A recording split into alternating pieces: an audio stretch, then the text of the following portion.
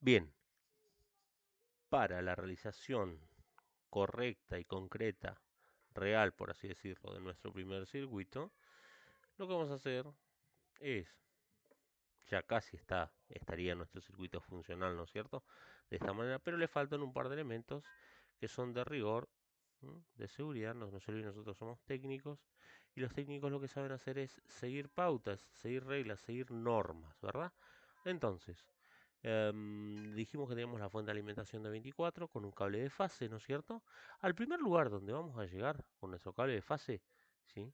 Es a un accionamiento, ¿sí? A un pulsador, pero no un pulsador común y corriente, sino si yo me paro acá en este dispositivo, dentro de la parte de accionamientos, voy a tener un pulsador Z dice con S, ¿no es cierto? Que viene de Z de hongo. ¿Por qué? Porque tiene forma de hongo, tiene forma de Z, que es lo que acá nosotros en Latinoamérica llamamos el golpe de puño, que es el pulsador de emergencia, es un pulsador rojo grandote, sí, que tiene forma de hongo justamente por si hay alguna emergencia en todo mi sistema, poder desde cualquier lugar tirar, por así decir, un manotazo para que se accione. ¿Por qué? Porque es un pulsador, ¿sí?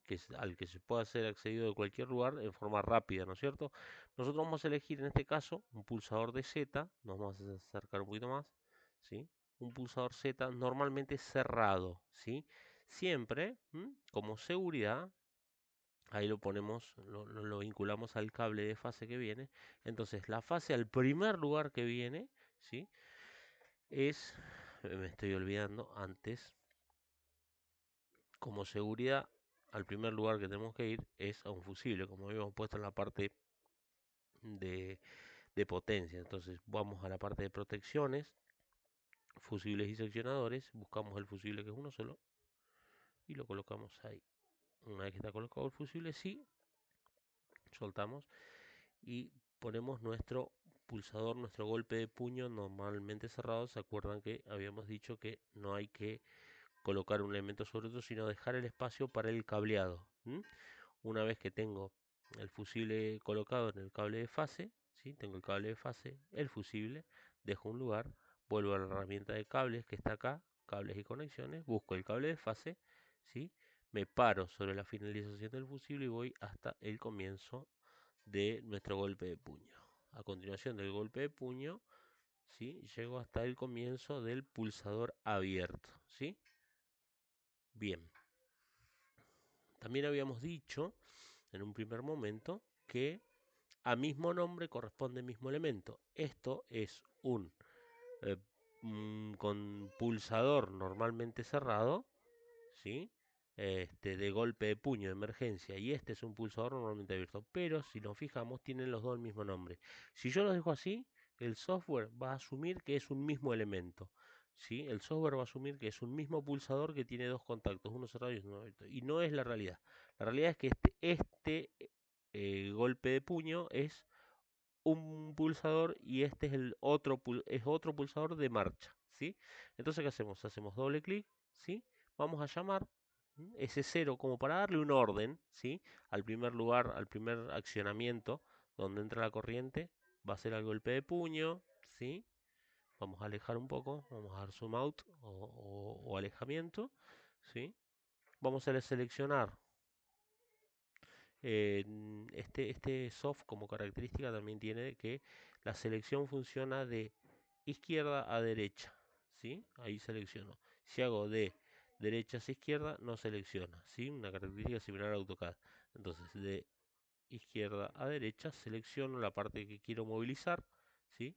Y bajo un poco más porque van más elementos. Lo puedo dejar un poco alejado para que me permita seguir trabajando. Entonces, el primer lugar saliendo de mi fuente de alimentación a través de un cable va a pasar por un fusible como protección y después va a ir como emergencia. No es lo mismo protección que emergencia, ¿eh? Vamos a empezar a diferenciar ciertas cosas. Llego a un pulsador, un golpe de puño, una Z, normalmente cerrado, ¿sí? Que es en alguna emergencia el primer lugar que yo pulso para que se corte la corriente aguas abajo del circuito. Entonces, continuando luego de mi pulsador o golpe de puño normalmente cerrado, vuelvo a accionamientos y voy a buscar un pulsador normal, pero normalmente cerrado. ¿Qué quiere decir cerrado? Que va a permitir el paso de corriente, por supuesto. Entonces lo selecciono, ahí lo tengo, lo coloco a continuación del cable que salía de mi pulsador S0 de entrada, y como este pulsador cerrado está a continuación del S0, yo le voy a dar doble clic, ¿sí? Y lo voy a llamar S1. Pongo el 1, pongo OK, ¿sí? Y ya queda registrado como S1. S0 entonces el golpe de puño, S1 normal cerrado, ¿sí? Si voy rodando la rueda del mouse hacia abajo, voy a encontrar la otra parte que ya tenía hecho desde anteriormente, ¿sí? Voy a poner herramienta de cables y conexiones, voy a tomar el cable de fase, ¿sí? Y voy a extenderlo 2 o 3 cuadros nada más, perfecto. Suelto el elemento de cables y conexiones y ahora sí puedo seleccionar toda la parte que tenía abajo, movilizarla y ponerla a continuación de mi circuito. Con esto, ¿sí? Lo único que faltaría es cambiar de nombre al pulsador de marcha. Le hacemos doble clic y a este le ponemos, como está a continuación de S1, este va a ser S2.